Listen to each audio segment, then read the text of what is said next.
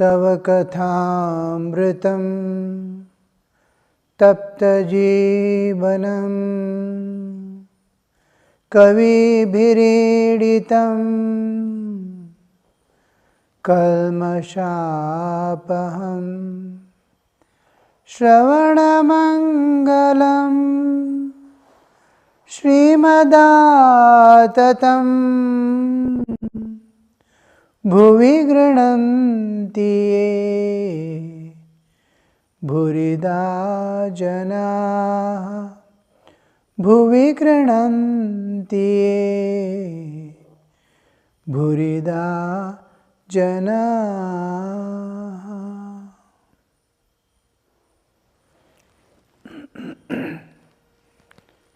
So yesterday Sri Ramakrishna was telling, for those and for all, rather all sadhakas, the primary thing that transforms our consciousness to a higher level of understanding, to a higher level of thinking, is through the satsanga, company of holy men. From our childhood we have heard how the company makes or mars a person's personality and life. In Mahabharata also we find the story that a king was passing through his kingdom. One house, when he passes through, a parrot will be singing the glories of God, welcoming the people who are passing. Come, my brother, have little water and go. Ram Ram, Ram Ram, it was shouting, calling everyone as one's own dear. King will be very happy, presents him lot of things to that owner, and goes forward. After how little going, a kilometer or two, then he finds another parrot scolding everyone. You rascal, why are you coming here? Go away, kill them, hit them, and all. Then the king will be so much angry, he says, catch it and kill it off.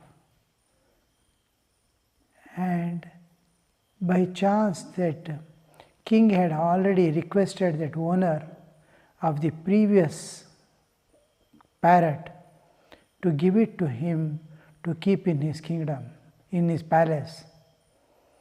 That parrot was with him. The parrot shouts, please don't kill it. It is my brother. We were born to the same mother in the same forest where a hunter caught us and sold in the market. One was purchased by holy men, other was purchased by a person who kills animals and sells.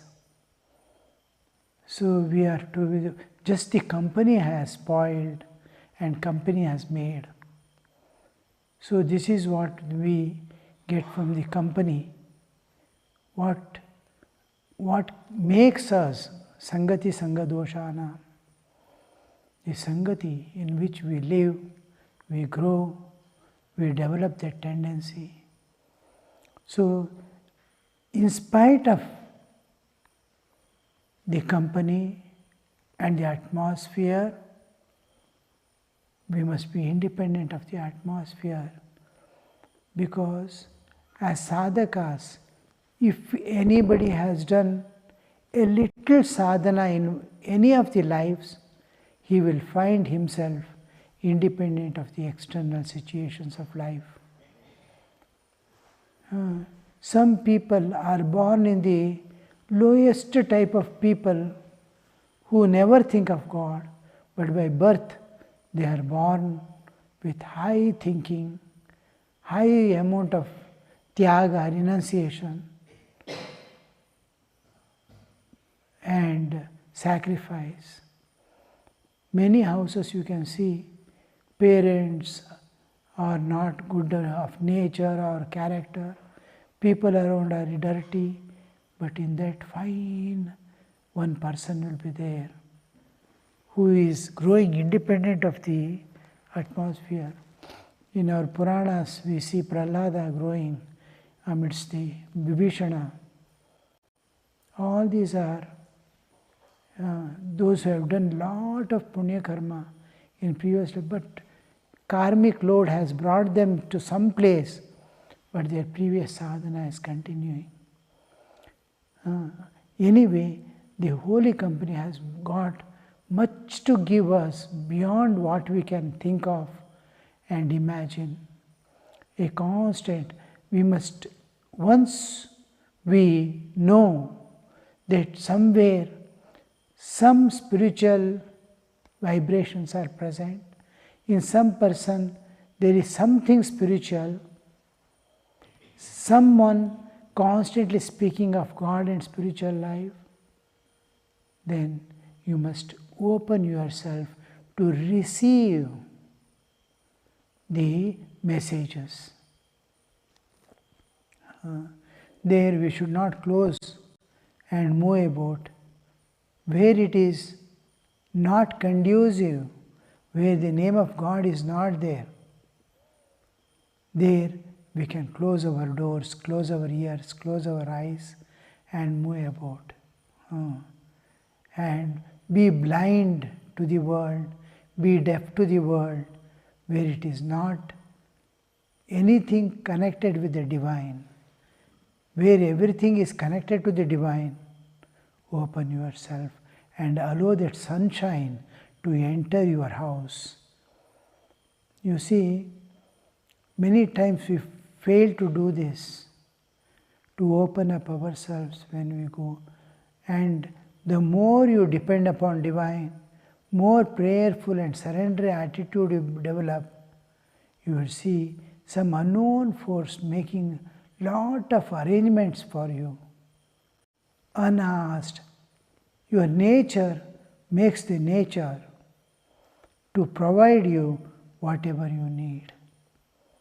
So there you will fast grow, independent of the small defects. Everywhere there will be defects. Dhumena vriyate vannihi. Wherever there is fire, there is smoke. Like that wherever you find goodness, there will be some amount of badness. It will be not totally good anywhere. But that you need not bother, you need not pick it up. Wherever you see good and great, immediately grasp it. Wherever you see bad and dirty, leave it to itself and question, how could you see it? There must be some defect in you. Check your heart. Is there any defect within you that you are able to find out that dirt defect? So this is the holy man's exposing ourselves to holy men when we meet. This is one of the important things Sri Ramakrishna tells. And the second thing he wants us to do is from time to time go into solitude to meditate on God. Especially those who are unaccustomed, those who are constantly in the company of and atmosphere that is not spiritual, worldly, they will be, inner spiritual urge will be there in every human. Inner spiritual urge will be there. That is suppressed and covered. We know we are making mistake. From childhood we have seen, heard, known. Though we are prone to go in wrong way, though the nature is driving, the inner nature is, and we have cultivated certain amount of craving for enjoyments, lives after lives. In spite of all that, that atmosphere in which we are growing, that atmosphere may be against or conducive to our nature. If it is conducive to nature, it won't be much difficult for you to grow in spiritual life. I saw one person, he was unaware, not only unaware, he was rather in bad ways, but was not even aware that he is in bad ways. Means not gross way of badness that produces the guilt in him, and that becomes acts of sin. Now killing others, harming others, feeling jealousy, all these are little enjoyments mind goes. It is not the sinful tendency won't be there. If we harm others, where sinful awareness will come. I am harming myself maximum, taking drinks or this or that, I may do something for enjoyment, but the sense of guilt will be of different nature, not of a aparadhi, but having not gone in the right path. There when I do harm others and all that, feeling jealousy, stealing away things, all these will create a different type of guilt of having harmed others. Here the sin awareness comes into picture. Here sin awareness doesn't come. Faltering, making mistakes. I am making mistake, that type of guilt will be there. Now this person who was almost in worldly ways like modern students and all will be there, you see. He came once to ashrama in Chennai ashrama. Maharaj was there, Tapasyanaji Maharaj. He was a college student, and Maharaj said, "Oh, where from you have come?" Normally how it speaks and all that. Then in the end he said, "No, you have to," he said, "I will go." He doesn't even know that he should bow down to a sadhu. Such, he's come from college, just entered inside, wanted to see. Somebody said, "President Maharaj is there, you meet him." He thought some manager person like he'll be there in the... he went and met, and when he was going out, Tapasyanaji Maharaj told him, "You have leisure today, no? It is a holiday. Where are you going?" "I am going back to home." He said, "Can't you spend this day here?" He was wondering. A question in the mind, what for? What is there here? That question is there in his mind. Tapasyanaji is answer without his questioning. Tapasyanaji Maharaj told him, "See, go and sit. Nobody is there in the prayer hall." Old shrine was there, not new shrine had not come. Nobody is there in the shrine, prayer hall. You can go and sit there. It was nobody is there, and I have to go and sit there. For what? Like that you question man. He said, go and sit for some time. You can have your noon prasad and go. Entirely different atmosphere you see. And nobody has told him with that compassion, love and authority. He went there and he saw that solitude. He is alone in presence of Thakur, Mother Swamiji. He just moved. He sat there. Alone he was sitting and burst into tears. Burst into tears. Unable to, like a child, he is weeping, sobbing and weeping. Then, after a long time, He came down and I was there. And he looked at me and there he bowed down to me and said, I had never wept in my life for anything, but today I wept. See, what is the solitude? What solitude makes is to see yourself. Unknowingly, you will be watching. It's a mirror. Solitude is a mirror where you see yourself. Oh, where am I? Where should I have been? That awareness, that solitude gives them. And he says, I never wept in my life again or earlier like that. That is the effect of solitude. Means a normal person without much of the awareness of sin or virtue, but knows that he is faltering in life, and innermost core, the spiritual urge is telling there is something higher, something higher. And that link to the divine is making him awaken to a higher life, higher consciousness, higher thinking. He doesn't know what for he wept. He doesn't know what is making him weep. His search also he will not find, but he knows something.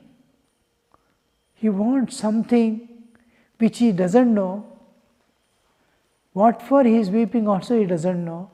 What for he wept also he doesn't know later on. But it made to pour out himself in front of the divine. All pent up feelings.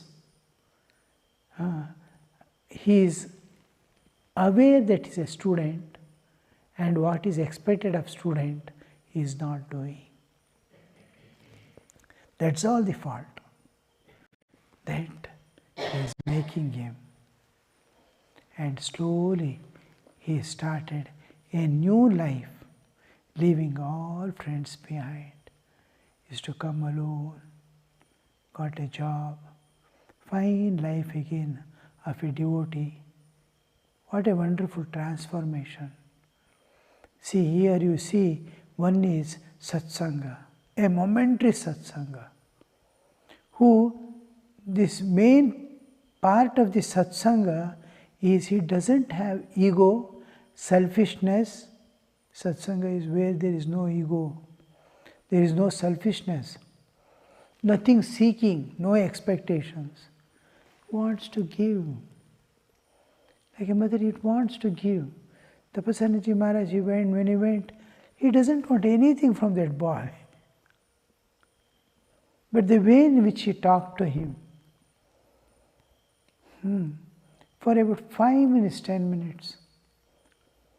Who are you? Where from you are coming? What is this? Have you read anything in? That's all. Yeah. Ready to go. Where will you go? Leaving this. This is, one is, he is directing him to the solitude. The most sensitive, because I was staying just next room to the Tapasanaji Maharaj's room. I can hear him talking in his room. So, that he was telling, nobody is there, coming at the door of his room. I can see him. He said, nobody is there in the prayer hall. Go and sit there. What a instruction you see. And is that really Tapasanaji speaking at all? Many times I get this doubt. Some unknown power is making him speak that boy's time has come for transformation. He has gone there, and some unknown power is making him. He could have spoken the same thing to all people, whoever comes. No. some power is making him speak, and the transformation has to happen. So how everything is as if arranged. So in solitude, you face yourself. Even few minutes, you see, and you will somehow in solitude, there is a link between you and the divine. An unknown awareness comes in solitude where you are linked to the divine. You must go to real solitude where you find the absence of people, or enter within to find the inner solitude, which is little difficult in the beginning stages. When I was in pre-university and later on in college days, every evening, I was born and brought up in Bangalore. So Rajaj Nagar we were staying, and in 1960s, 70s, the Rajaj Nagar was undeveloped. Only one quarters was there all around, no houses for long. Mahalakshmipuram or layout, a few houses are just coming up. A small hillock was there, old farms and agricultural fields were there. So I used to take my cycle and go every evening. After coming from college, I will have just something to fill my stomach, take the cycle and go. It will be late in the evening. That hillock, now on that hillock, this is there, ISKCON. On that hillock I used to run, leave the cycle below, climb it and see around, no houses, no trees. Large open place, here and there few trees. The sun is slowly setting. Nobody, I am alone. A kind of fear-like, a awe-inspiring awareness used to come. For experiencing that awe-imposing situation, I used to go there. Or when the sun sets and slowly darkness is coming, I feel like shouting and calling God. Oh, nobody is there here. Please come, like. Just to experience that feeling, I used to run every day. And when it is dark, slowly find my steps back to the cycle. And cycle will have a dynamo. With that I come back home. By that time, in the house, bhajans will be ending. They used to feel he is missing bhajans. But I used to feel they are missing solitude. So, that what solitude gives us,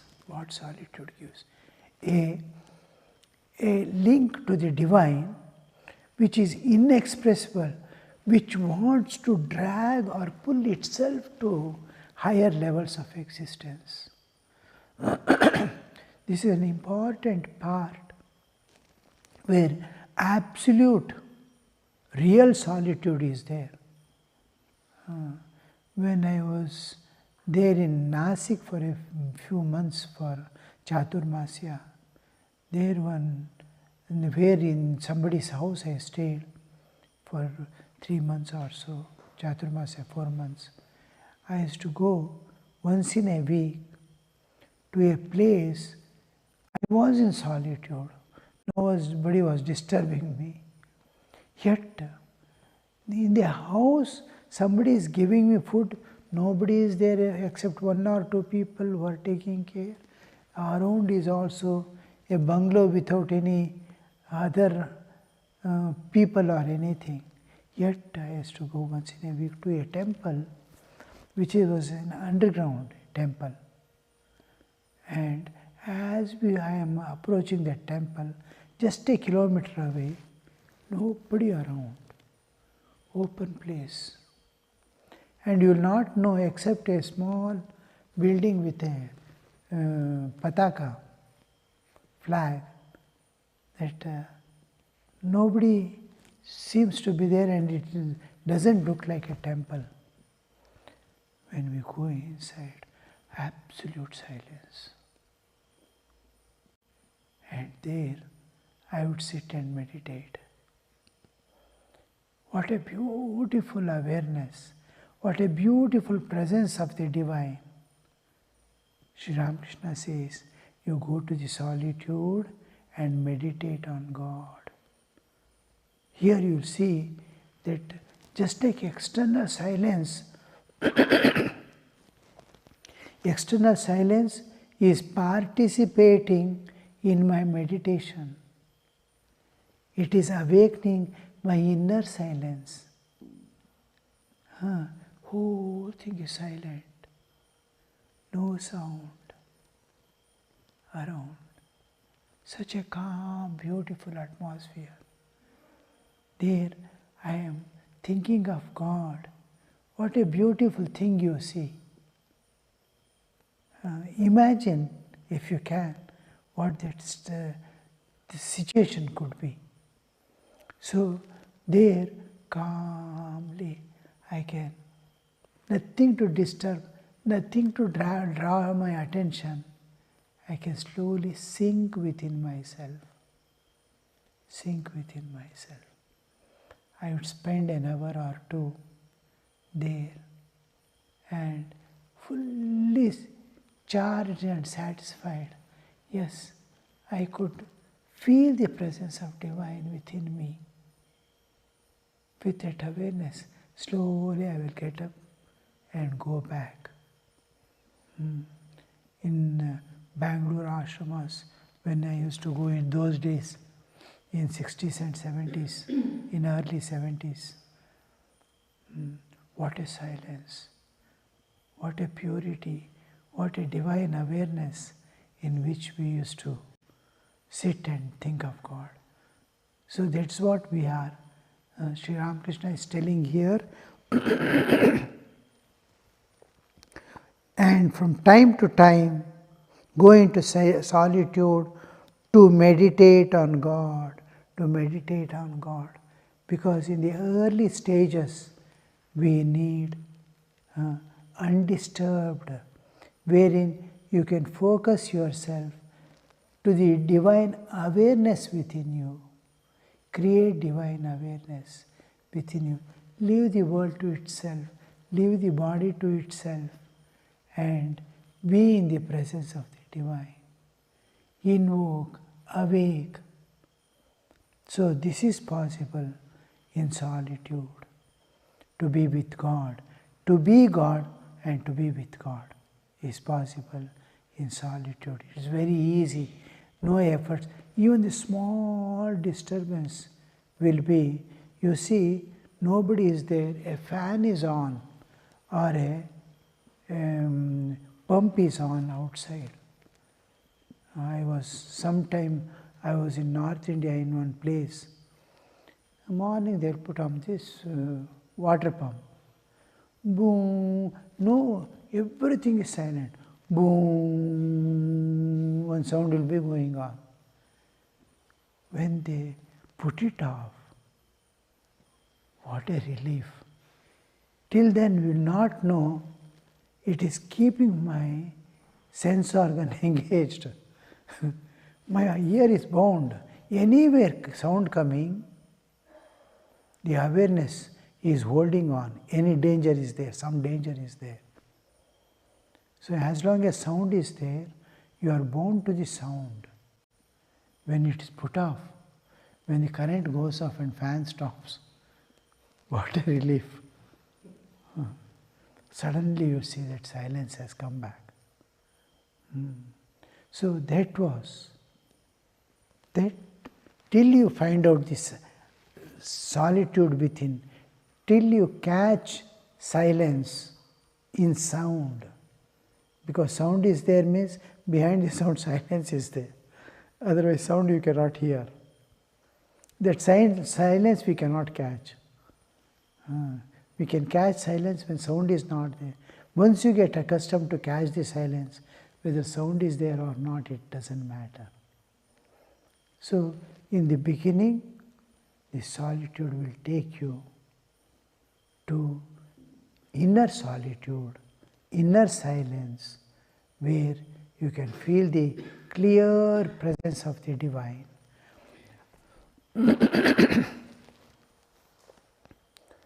Om Niranjanam Nityamanantarupam Bhaktanukampa Dhrutavigraham Vai Ishavataram Parameshamidhyam Tam Ramakrishnam Shirasa Namamaha.